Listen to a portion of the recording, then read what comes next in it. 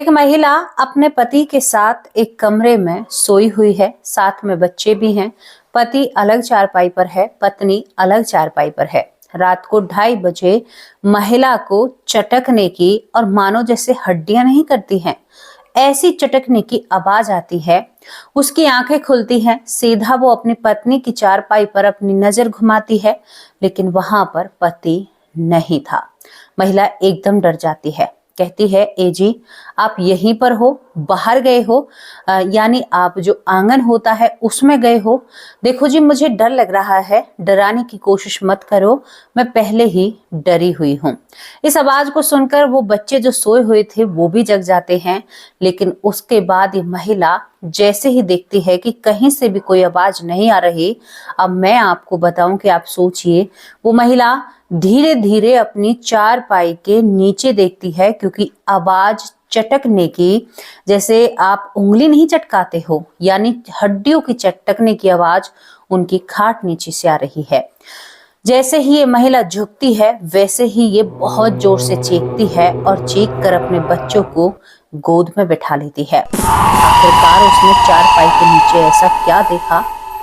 क्या वो देख रही थी? वो देखती है कि एक व्यक्ति जो उल्टा सीधा पता नहीं किस तरह से उसकी चारपाई के नीचे घुसा हुआ था, और वहां पर वो बहुत अजीब हरकतें कर रहा था, और वो कोई और नहीं था, उसी महिला का पति था। आखिर उसके पति को ऐसा क्या हुआ? यहाँ पर ये सब कुछ देखकर वो महिला गाली देने लगती है। तुम्हारा भाई हमारा पीछा क्यों नहीं छोड़ देता? तुम कब अच्छे से हमारे सामने आओगे? कब ये सारी चीजें बंद होंगी? मैं अब परेशान हो चुकी हूँ। या तो ये चीजें बंद होंगी, तुम ठीक होते हो या नहीं होते।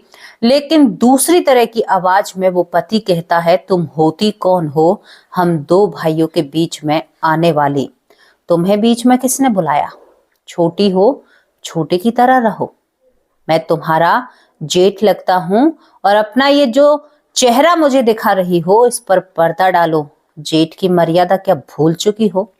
दोस्तों, ये महिला किच्ची मारकर बिस्तर में ओढ़कर चुपचाप बैठ जाती है। ये मामला एक घर में क्या चल रहा था, ये मामला जब आप सुनोगे तो आपके पैरों तले जमीन खिसक जाएगी। आप सोचने पर मजबूर हो जाएंगे, क्या इतनी ज्यादा भयानक कोई नेगेटिव एनर्जी हो सकती है जो एक व्यक्ति की हड्डियों तक को चटका रही थी?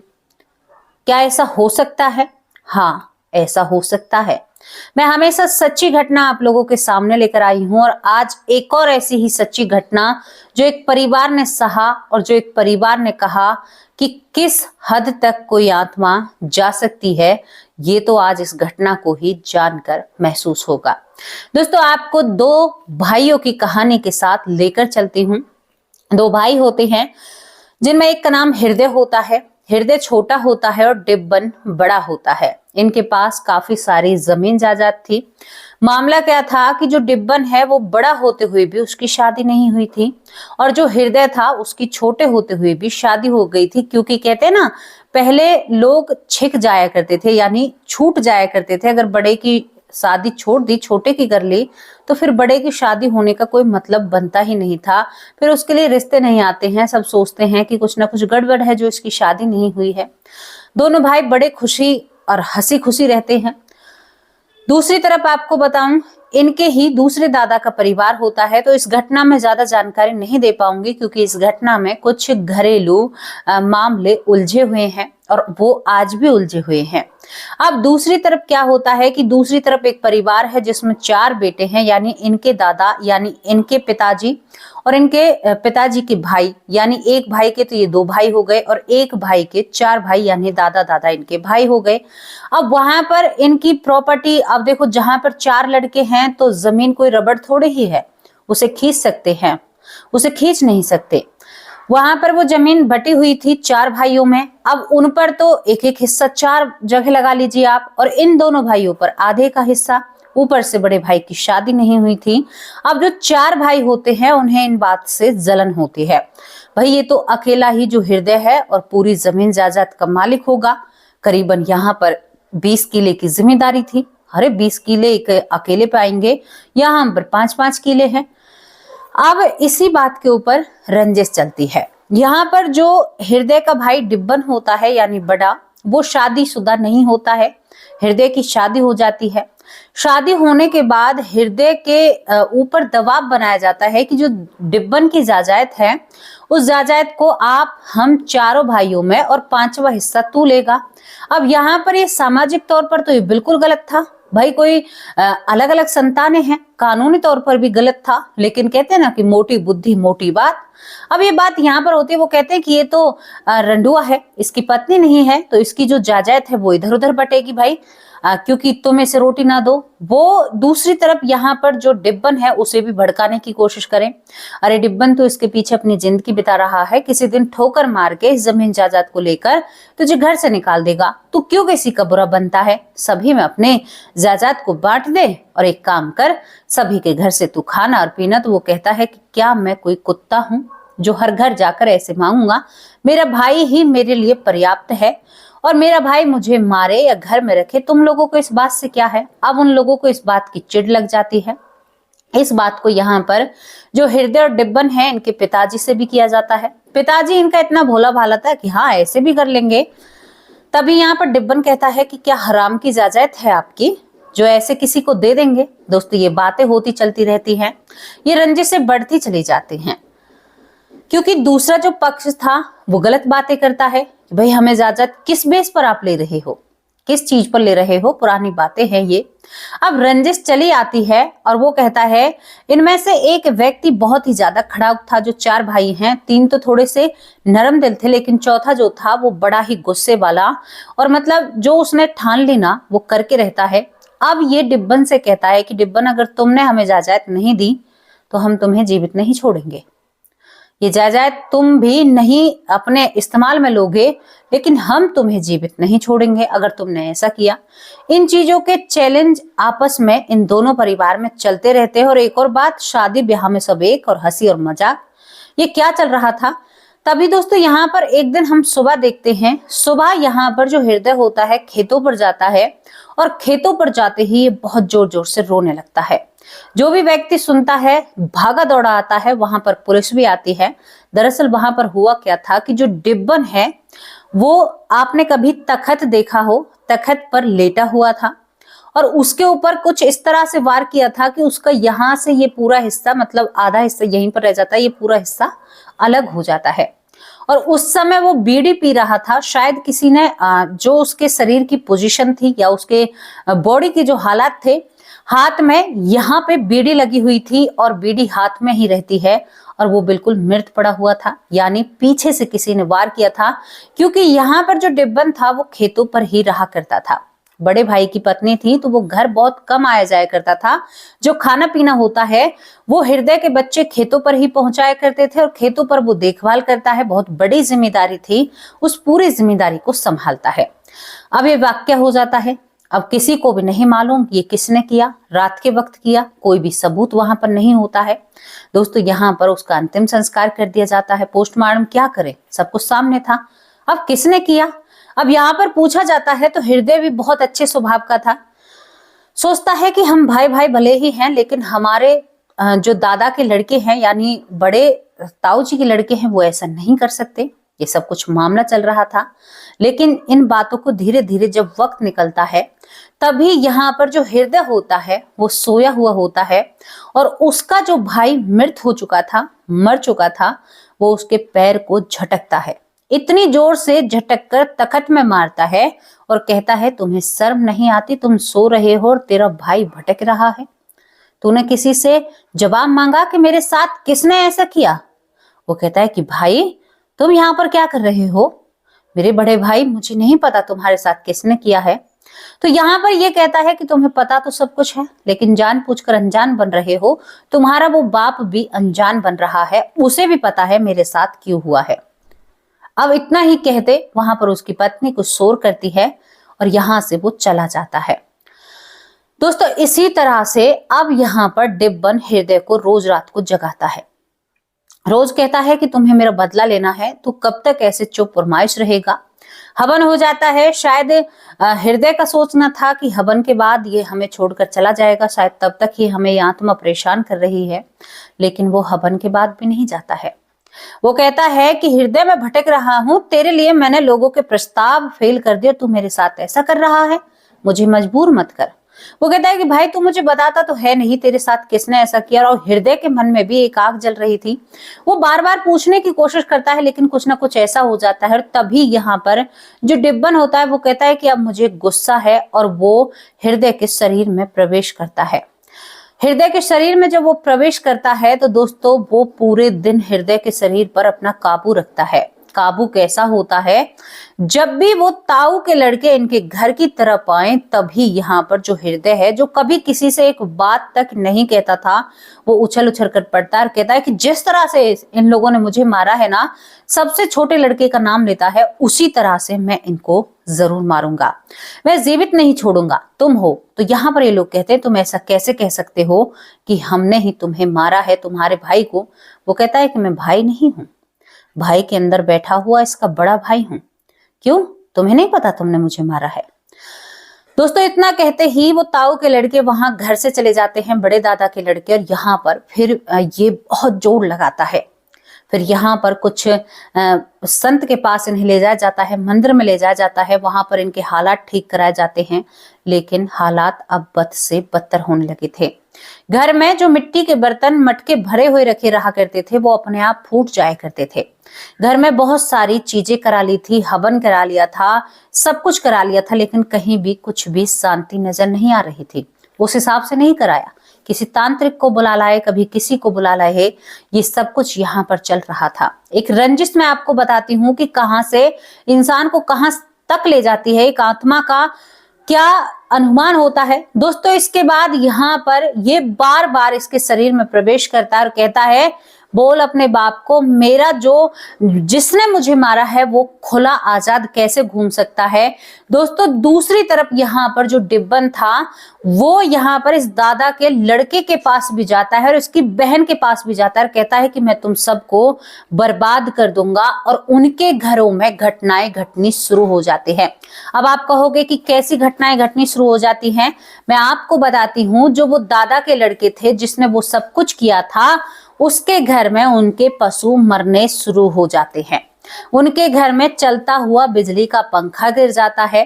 घर में ऐसी गतिविधियां होने लगती हैं कि आप यकीन नहीं मानोगे।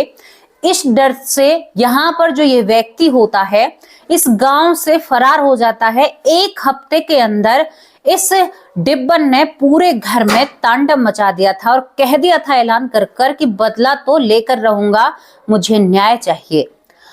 इन लोगों ने सब तरह के अतन जतन कर लिए थे कि भाई किसी भी तरह से इस आत्मा को रोका जाए, लेकिन ये व्यक्ति यहाँ से फरार हो जाता है। अब यहाँ पर इस व्यक्ति की बहन को परेशान किया जाता है जिसकी शादी नहीं होती है।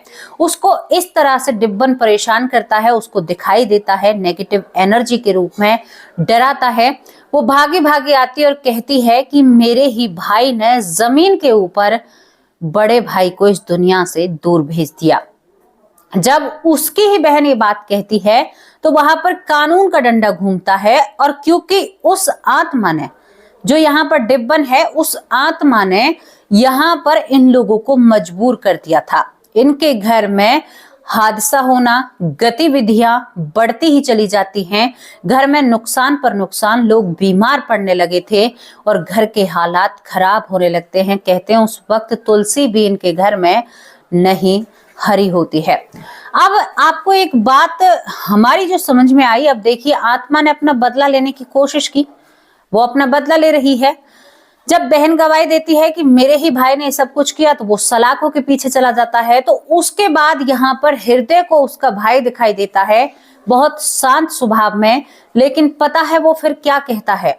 कहते हैं 22 साल तक जो हृदय के साथ डिब्बन रहता है और उसका जब मन करता है, वो जब यहाँ पर जो हृदय है उसके शरीर में प्रवेश करता है, वो कहता है कि भाई अब मेरे लिए वो द्वार नहीं खुला जिस द्वार पर मुझे जाना था, क्योंकि मेरे लिए एक द्वार खुला था, यानी मेरी जाने की एक अवधि थी, मैं नहीं गया। अब मैं प्रेत योनि में भटकूंगा, मेरे साथ ऐसा जो सब कुछ हुआ है। यहाँ पर उस भाई को उस जमाने में समझ नहीं आया, क्योंकि पहले लोग कम पढ़ लिखते थे, लेकिन आज तो हमें पता है कि भागवत पाठ कराने से सारी चीजें सही हो जाती हैं।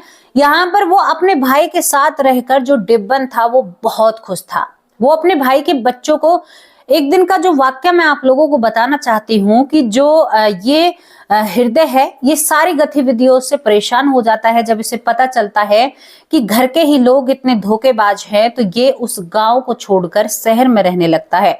इसे डर था कि जब मेरे भाई को मार सकते हैं तो मैं इनका कौन लगा हूं और मेरे ये कौन लगे हैं। अपने गांव की जमीन को बेचकर, और जो खेत होते हैं उन्हें नहीं बेचता है, और ये अपने घर आकर रहने लगता है। अब दोस्तों, खेतों पर आपको पता है बिजली की मोटर बहुत महंगी आती है, जिससे खेतों में पानी लगाया जाता है। ट्यूबवेल लगा हुआ था। अब वहां पर एक घटना जो मैं आपको बताती हूँ, ये हमें घटना उन्होंने बताई है, लिखकर भेजी है। ये बताते हैं कि हम सभी सो रहे थे, तभी मेरा भाई डिब्बन आता है और मुझे एकदम से चांटा मारता है। कहता है, तू यहाँ पर सो रहा है और वहां पर चोर तेरी जो मोटर है उसे चुरा कर ले जा रहे हैं। अब क्या करेगा? शहर में आकर बस गया, जब मैं तेरे साथ था तो तुम्हें दुश्मनों से क्या डर था। दोस्तों देखिए, कानून से उसने अपना न्याय ले लिया था, लेकिन भाई भाई का प्रेम, अब मैं क्या बताऊं, क्योंकि हृदय अपने भाई से बहुत प्रेम करता था और हर चीज मुहैया कराया करता था जब वो जीवित था। अब यहाँ पर ये चेतावनी देता है तो वो कहता है कि भाई तू मेरा पीछा कब छोड़ेगा, तू अब भी मेरे पास आता है। वो कहता है कि मान मत मान, अब मुझे तुझसे गुस्सा आ रहा है। अब तक तो मैं उन लोगों को भगा कर आता, लेकिन अब मैं कुछ नहीं कहने वाला, क्योंकि तुझे मेरी बातों पर भरोसा नहीं है ना। तेरी मोटर चुर चुकी है। दोस्तों, सुबह होती है और सुबह दोपहर को ही जो और पड़ोसी होते हैं वो खबर पहुंचाते हैं कि आपकी मोटर गायब हो गई है। इस बात को सुनकर वो कहता है, बड़ी हैरानी भरी बात है। अब यहाँ पर एक और चीज आपको मैं बताऊं, उनके नाम का खाना इस घर में निकलता है, क्योंकि श्राद्धों में खाना निकलता है। जो पितृपक्ष आते हैं, आप भी जानते हैं। अब वो 22 साल धरती पर रहा था, तो वो उस पितृपक्ष यानी प्रेत योनि में होते हुए भी अपने उस भोजन को ग्रहण करता है। अब यहाँ पर जो हृदय की पत्नी है, पितृपक्ष में जिस दिन उसका भोग होता है यानी भोजन होता है, उस दिन वो अपने जेठ जी को भूल जाती है। अब भाई, संपत्ति जब तुम्हारे पास है उसकी सारी, तो आप कैसे भूल सकते हो। अब जैसे ही वो भूलती है, भूलने के बाद जैसे ही रात्रि होती है, रात को ही वो अपने भाई के शरीर में प्रवेश करता है।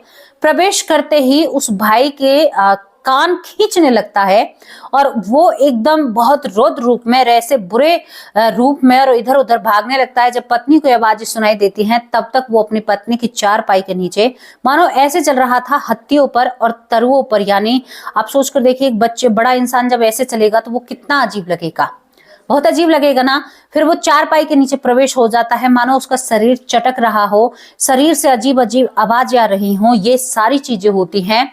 उसके बाद उसकी पत्नी कहती है कि मैं बर्दाश्त से बाहर है ये सारी चीजें, अब मुझे तुम्हारे साथ रहने में भी डर लगता है, कहीं जेठ जी तुम्हारे पास तो नहीं है। तभी यहाँ पर वो बहुत जोर से चिल्लाता है, तुम तो चुप रहो, मैं भूखा हूं, तुमने मेरे लिए खाना नहीं बनाया। इतनी आरकस में भूत रहती है, मेरे लिए क्या तुम खाना नहीं बना सकती? एक दिन साल में देते हो, मेरी इतनी जमीन जायदाद तुम्हारे पास है, और बताओ मैं भूखा डोल रहा हूं, अब ऐसे ही परेशान करूंगा। मैं तेरा जेठ हूं, तू घूंघट क्यों नहीं करती है। दोस्तों, यहाँ पर ये पत्नी जो होती है हृदय की, वो चुपचाप बैठ जाती है, अपने आप को बच्चों को समेटकर वो डर जाती है। पूरा वाक्य मैंने आपको बताया।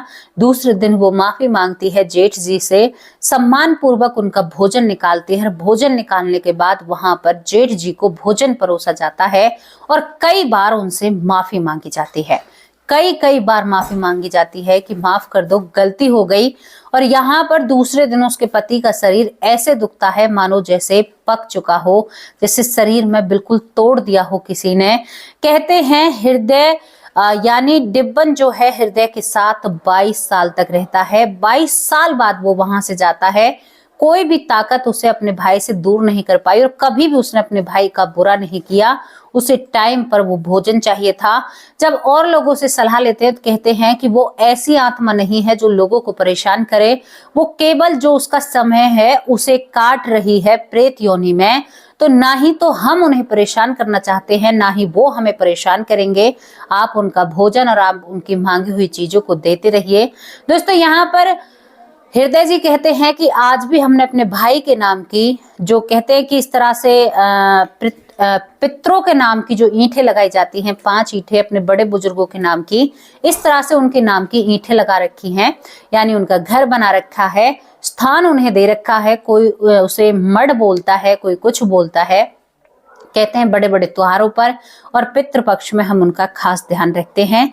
लेकिन अब मेरे भाई मुझे दिखाई नहीं देते। मेरे भाई ने उन लोगों की नाक में दम कर दिया था जिन लोगों ने उनके लिए साजिश रची गई, उनको मारा और उनके साथ गलत किया। वो लोग सजा भुगत कर घर आते हैं, सजा भुगतते हैं, ये सब कुछ होता है। लेकिन एक ही परिवार की बातें होती हैं। ये घटना 100% सत्य है, लेकिन कुछ चीजें इसमें छुपाई गई हैं। आपको भी पता है ये एक घरेलू, एक ऐसा हिस्सा है जहां पर हम प्रेत की ही बात करना चाहते हैं। यानी प्रेत इस तरह से भी होते हैं। आपके बड़े बुजुर्ग कुछ वक्त इस तरह से भी काटते हैं क्योंकि उनकी शादी नहीं हुई थी।